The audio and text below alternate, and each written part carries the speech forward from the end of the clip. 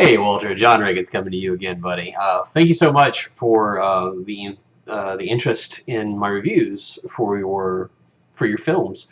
Um, Hopefully you got some insight that you were looking for, and hopefully with this one you'll get even more, and I can continue to help you out as best I can.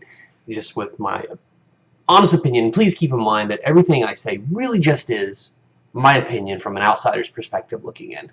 Um, and I hope you continue to really like what I'm bringing forward to the table to you. So I actually, this time, rather than doing it kind of kinesthetically and just kind of watching and doing this and that, I actually made some notes to try and keep everything a little bit more succinct for you. So what I've done is I've kind of like mapped it out by scene, and I made the most important notes from that scene, and I went through and edited it. So let's take a look here, and I've got it pulled up so that way I can pull up the specific instances that I will be discussing with you tonight. So this is the interrogation scene. It's the opening scene. It's actually a really good introduction of the character Liz. I really like the character of Liz. I like the actress that plays her. I want to say her acting is very realistic. It's there's a word that my director back in college used to use called kinesthetic, and basically it means very physical. It means that it's very natural, and she was very natural in the scene. It was very straightforward, and I felt like she could have tried some different volumes, but at the same time, understand what she was going for. She was going for cool anger versus hot anger. And now, as you probably or very well know of, because you've done a lot of acting yourself, and you've done a lot of work with Channel Awesome and with your own show, that there's a difference between what's known as hot and cold anger.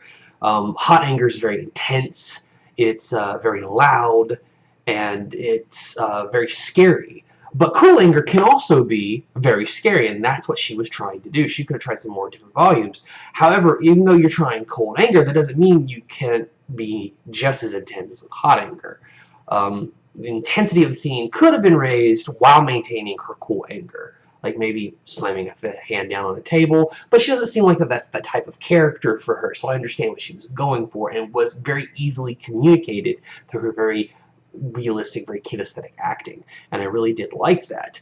But the scene also, in that same scene, when she leaves and it's just Eddie and Riley by themselves, this is another instance of what I talked about in the last video about stakes being high or not high enough.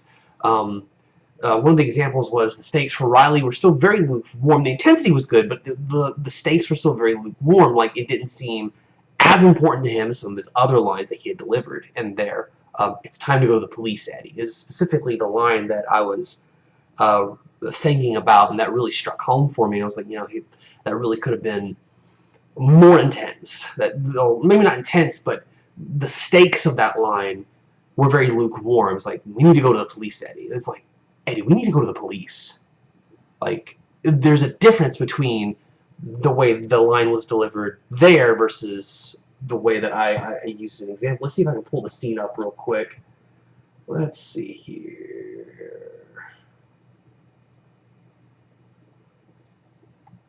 Right here, I think, is what happened. My computer may be a little slow. Probably isn't going to work right now. Internet's been kind of crappy lately. And, okay. Okay, yeah, that's cool. That's cool, Internet. Let's just make a mockery out of John here. Okay. It'll probably start up here in just a second. Let's try reloading the page. We'll come back to it here in a sec. But yeah, no, that was very it was very lukewarm. Oh, here it goes. It's probably going to load now. Yeah, let's just go ahead and pause it real quick. If I can pull it back up in a second, I will. Okay, no, you're not gonna. Might have to re-record this. Come on, calm down. There we go. All right. We'll pull it back up in a second. The computer is running very, very slow. I also have a couple of things in the background running, so I was working on some animation work, Clip Art Studio, And oh, Pokemon Online is still running too, so that's eating up a lot of my a lot of my memory. Sorry about that. Let's see here. So we're going into the next scene, which is the charity wager, in which Ben is making a wager with the rival restaurant manager, and Eddie walks in. I feel like your character Eddie was a little too eager to help his brother out, a little too eager to wager himself. Like, oh, come on, bro, this is the way we can bond. It really shouldn't be Eddie reaching out to bond with his brother. It should be Ben. Like, in the last episode, I know it feels like I'm giving a lot of negative comments, and I'm sorry if it feels that way, but it is a good episode, and I'll get to all the good points here too. But it really felt like in the last episode, Eddie was really, pushing the brother away, keep him at a distance, keep him at a distance. Now here he is in this episode, and he's trying to bring him in. It should really never be Eddie trying to do that. It should almost always be Ben. Ben's trying to keep a hold of him, trying to keep watch of him, trying to keep him on a short leash, trying to get him on the leash to begin with. It's kind of like Bert Kirshner when he's talking about how he used to be a stallion and his wife kind of finally put that bridle on him, and which is a great scene if you've never seen it. It's hilarious. It should kind of be that same intensity, Eddie is this wild, rambunctious, immature character, while Ben seems to be this reformed con man, convict. And he's trying to make a life for himself. He's like, no, I own a restaurant now. Why don't you come in? We'll be brothers. We'll work together. And that's really good. And I like that. But that tension between the brothers, it shouldn't go away in just one episode. It almost feels like it was resolved without reaching that resolution. So I would like to see more of that tension still there. That should carry on. The acting between the two owners, it did feel a little bit flat. But that's not to say that the acting was bad. It just felt flat in some areas. And I think, again, that's what I keep reiterating about stakes. The stakes should always be high. It may not have to be an intense scene. It doesn't have to be a dramatic scene, but the stakes should always be here, never lukewarm, never low. And I'm hesitant to keep giving that note because it really is just kind of a cacophony from the last video that I did for you. And I don't want to feel like that's just the one thing that I keep talking about. It's just that's a very important part of a scene, of directing, of acting, of just entertaining through live entertainment in and of itself. It was something that my director always talked to me about, and he was one of the most influential directors that I had. Of course, I mentioned last time, Ryan Ferguson. But again, that's really the really only kind of, and I don't want to say it's negative thoughts that I had on that scene, because my next note is this is cause for great tension between Eddie's brother and Ben.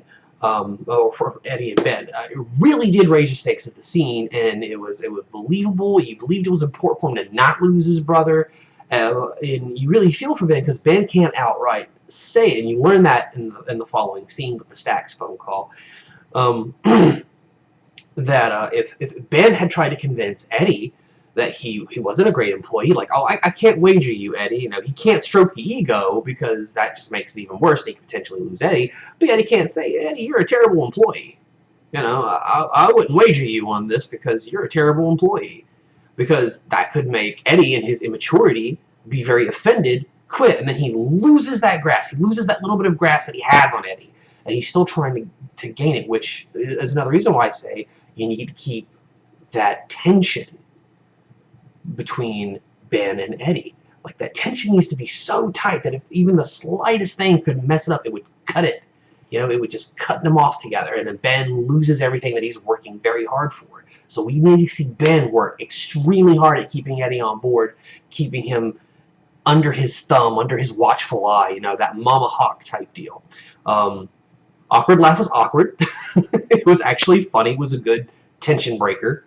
It was very fourth wall breaking, actually. It was not a bad touch to the scene, and it keeps us grounded in the show's reality. Like there's just something off about this world that you've built with these people, and that's good. And I did like that. I'd actually like to see more comedy like that. This kind of off-kilter, fourth wall breaking comedy. Not necessarily fourth wall breaking, but just outside the realm of realism. Because how many people do you see act like this? How many people get in situations like this where this shadowy figure from the background is trying to play puppet master with people's lives? And people who seem like normal, everyday people, like you and me and the people in these scenes. I really like to see you push the actors to the limits. You can always pull an actor back, and I said this in my last video too, you can always pull an actor back. It's really hard to push them forward and to give you more, though. So that's something that I think that you would probably want more from your actors, and you'll get a lot out of them. However, one of the other things I really like about this scene, and I really like about your directing and your comedy altogether, was you have really good slapstick. You yourself do pretty good slapstick. But you can get bigger reactions from people now. You don't necessarily have to go cartoonish or unrealistic with it, but you do need some bigger reactions. But I love the slapstick. Keep that in there. Keep doing that slapstick. You're really good at it, and play with that a little bit more. And, one of the other things I want to talk about was you had a very excellent shift in tone between that scene to the Stax phone call between Ben and the mysterious figure. I really liked that scene because it really shows that, what's Ben up to? What is Ben really doing? And he talks about how he can't stand his brother. We need to see that more. We need to see that through the tension. We need to see that through the manipulation. Like, Ben needs to be very manipulating, keeping that tension going, keeping that leash on Eddie, as Eddie just tries to, I want this, I want this, but I don't. I want this, but I don't. He's like a cat. Eddie is like a cat, and Ben is like the person trying to put a leash on a cat. That's a very good way to describe what their relationship should be. The missing persons scene was the next one I want to talk about. The actor that played the cop has some great potential, and he's like, if a Mayberry cop didn't give a shit. I love the cut between Eddie talking about, this happened, and this happened, and this happened, and he's just looking down at his phone like, oh, I'm sorry, I totally tuned y'all out, what? That was great. The basketball scene, that's actually a really cool thing. The only thing I didn't like about it is that it debunks my theory about MJ being all in Riley's head. Because she's there, she's interacting with people. I mean, even still, you can kind of probably still make the thing, but then she gets the text at the end, and the evenness of the players on the teams. That in and of itself debunked my theory, so I was a little saddened by that. But it's okay. The young lady that plays MJ is really entertaining. She's enjoyable to watch. And I think her and Riley have some pretty good chemistry. Let's see. Linda, though, outside of the main cast, is one of my favorite characters. And I just love the unnecessary rivalry that Eddie forces on her. It's one of those great things. I hope... I haven't seen episode 3 yet, but I do hope that you explore that more in the following episodes, because she's funny. She has great reactions. They're always big. They're always believable. She's just an she's an enjoyment to watch. Let's see. The announcer is so deadpan funny. That was my next note. I feel like his character could have been versed a little further, and I feel like he could have done more with his shots. But he was really good. I think he could have pushed his intensity.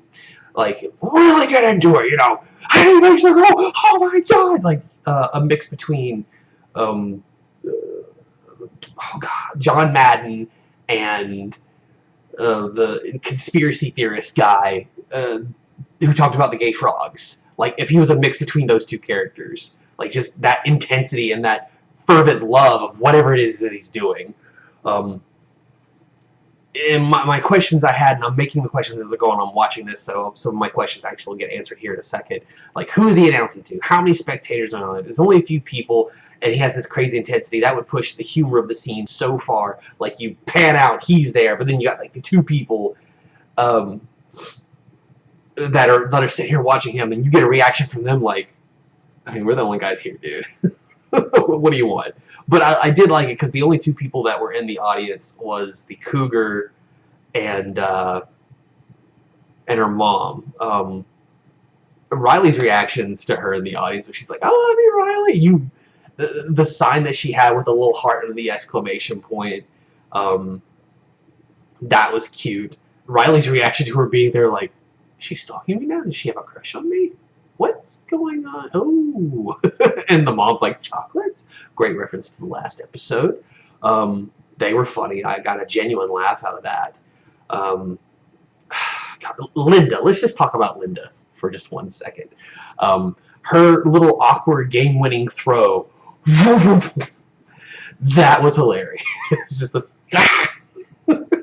It was so awkward, but it was the winning throw. It's like when I play basketball. I'm not athletic in the least. But it's like if I made that game-winning throw, I'd be like, wait, I actually... Awesome. And her reaction towards Eddie at the end with the tower, she's just beating the crap out of him with it. That was a good reaction. It was a great drive to get them out of the scene so that you could focus on Riley and his realization that MJ has put her number in his phone when he wasn't looking, and she's texted him. So I like that. That was a good touch. So all in all, everything was great. Just those few minor notes that I've given you at that point. My final thoughts is that you are continuing to do some pretty awesome world and relationship building. Keep pushing that. Just keep going forward with that. I don't know how many episodes you've got after this that you plan on doing, or how many you've already filmed at this point, or if you're still continuing to film. I'd like to know more about that. If there's a wiki page, please direct me to it. I'd love to know more. The acting improves with each episode, but stakes can continue to be higher. I don't have any cinematography notes, except maybe a few more dynamic shots when you're doing your action sequences, like during the basketball game. Try experimenting with some more angles, like when your character falls, maybe have a different kind of a couple different shots that build up to the fall, and like some real dynamic angles. I mean, you're a fan of comic books, so you know dynamic poses, you know dynamic action. Honestly, that's where I get a lot of my inspiration when I do my own comic book. I won't plug my own comic book right now, but if you get a chance, I'll send you a link if you're interested. Try experimenting with just some more different angles when you can, as you can.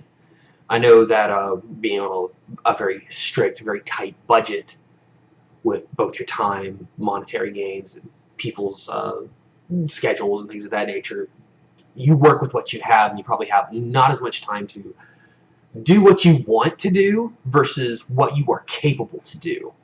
So I understand that. So I understand the limitations for having little to no budget.